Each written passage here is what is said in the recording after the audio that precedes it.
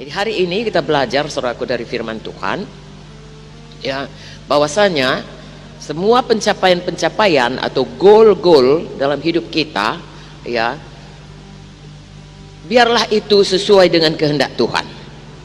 Amin. Itu secara umumnya. Dan kalau itu belum sesuai kehendak Tuhan, jangan teruskan di situ.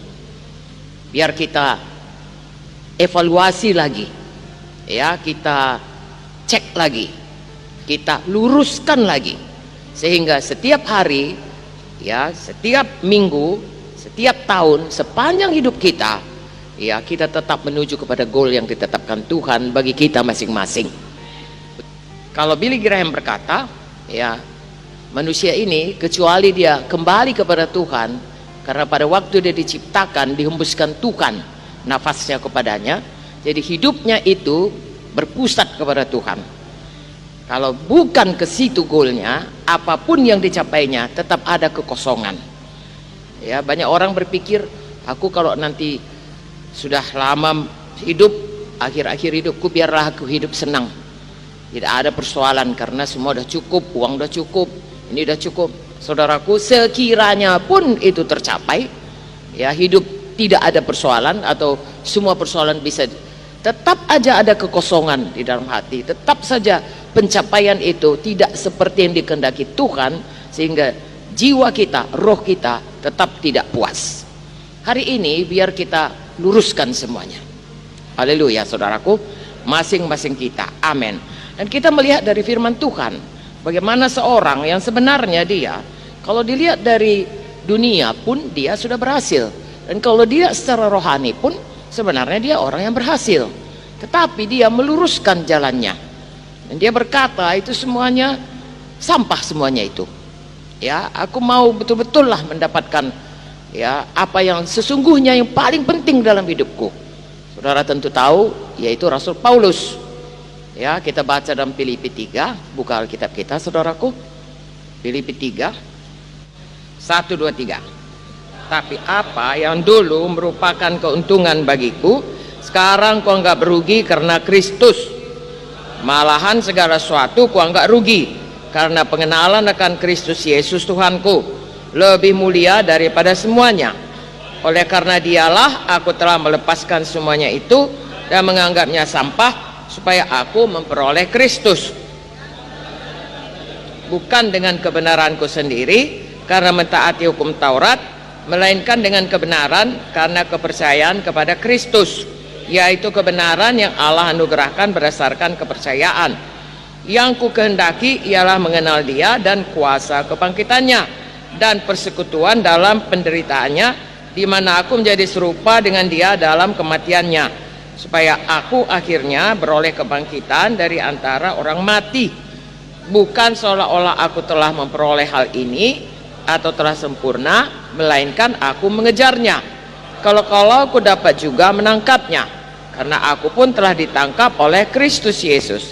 Saudara-saudara, aku sendiri tidak menganggap bahwa aku telah menangkapnya, tapi ini yang kulakukan, aku melupakan apa yang telah di belakangku dan mengarahkan diri kepada apa yang di hadapanku, dan berlari-lari kepada tujuan untuk memperoleh hadiah, yaitu panggilan sorgawi dari Allah dalam Kristus Yesus. Karena itu, marilah kita yang sempurna berpikir demikian, dan jikalau lain pikiranmu tentang salah satu hal itu akan dinyatakan Allah juga kepadamu. Tapi baiklah tingkat pengertian yang telah kita capai, kita lanjutkan menurut jalan yang telah kita tempuh. Amin. Oke. Jadi saudaraku, ini Paulus ini sebelum dia bertobat pun dia sudah hebat ini. Ya, dia salah seorang daripada pemuka agama. Nah, tetapi dia berkata, yang dulu itu hebat sama sekali tidak ada apa-apanya. Dia tidak mau bermegah akan hal yang lama. Dia hanya mau, saudaraku, sampai kepada rencana Tuhan. Amin. Nanti kita lihat ayat demi ayat. Memang Tuhan berkata, saudaraku, kalau kita bermegah, janganlah bermegah, ya, mengenai apapun di dunia ini, walaupun semua orang mengejarnya. Kalau kita bermegah, hendaklah kita bermegah karena Tuhan. Di mana itu dituliskan?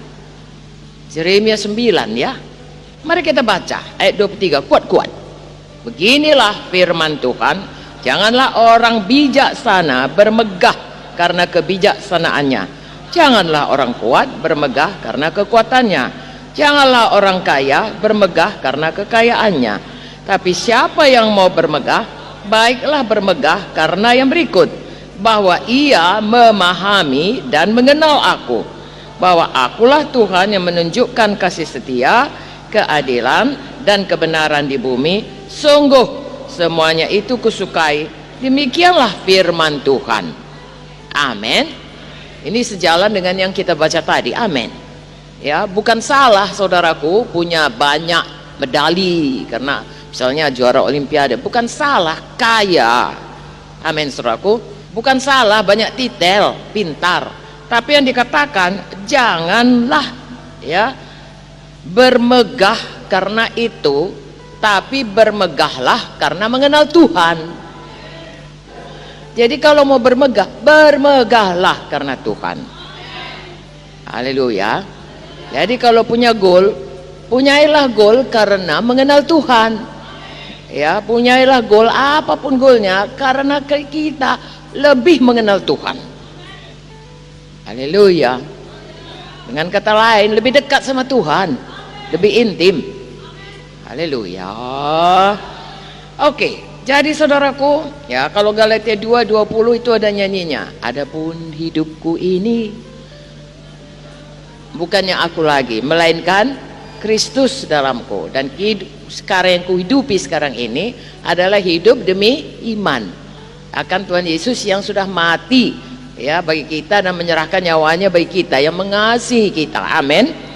Lagi-lagi saudaraku, hidup kita ini satu goalnya, Tuhan Yesus.